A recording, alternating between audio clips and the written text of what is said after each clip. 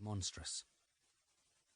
The abandoned SAI fertiliser factory occupied a promontory of land reclaimed from the Firth of Forth, a fenced site that stretched 2 miles east-west and half a mile north-south on the edge of the port of Leith, Edinburgh's dockland. Little remained above ground. The offices and stores, tanks and reactors, towers and chimneys had been reduced to shards of broken brick, jagged concrete wedges, spaghetti junctions of metal pipe and beam. The demolition forces, a phalanx of specialised destruction machines, trundled towards the last remaining structures above the deepwater dock. The mechanised locusts munched through the factory, flattening everything in their wake, leaving behind a wind-blown desert. Order to chaos, symmetry to entropy, meaning to insignificance. Kelly was driving the grapple, a hydraulic excavator with an articulated jaw in place of a digging bucket.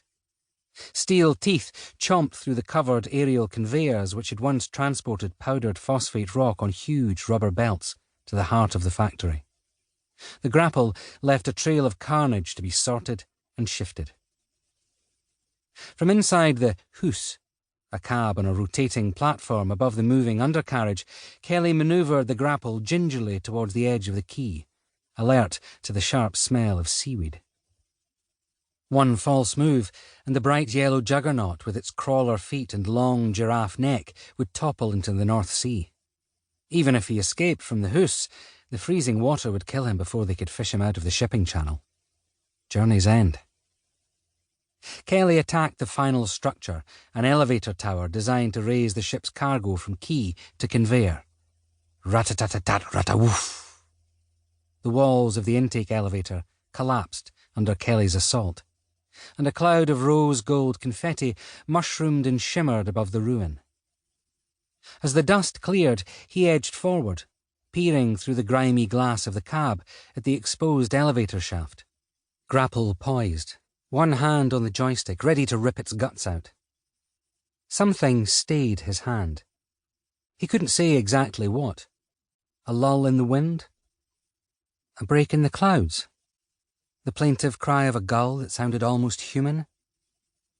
A shaft of sunlight illuminated shapes beneath the metal structure. Scratching his head, Kelly flicked the windscreen wipers to gnashing and matched the stroke with a squealing rag on the inside of the glass. He peered through, swallowed hard, and stopped the machine. Angry Pat responded to the radio call, stomping over the rubble, bellowing obscenities. The demolition crew foreman followed the new yodeling school of management. What started out as a quiet transaction in a warm office, a contract signed with just the scratch of a biro on smooth paper, was amplified over time into a series of increasingly strident shouting matches. Angry Pat was the last in the line of yodelers. Having received his instructions over mountains of obstacles, across gullies of incomprehension, he passed them on by haranguing with ever-increasing ferocity and volume, berating men who valued their jobs too much to shout back. Kelly ignored the tirade, as he ignored most of the invective that spewed from Angry Pat, and nodded at the ruined tower. Crumbs of concrete dangled on threads of steel reinforcement bars.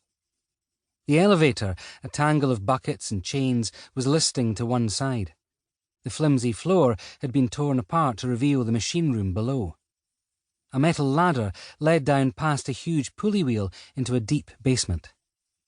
Directly underneath the wheel, a conical mound of powdered rock had formed, undisturbed for years most likely, but now slowly collapsing like a sandcastle at high tide. With a grimy finger, Kelly pointed to the unmistakable shape of a human head, which had emerged from the settling pile. Jesus Christ!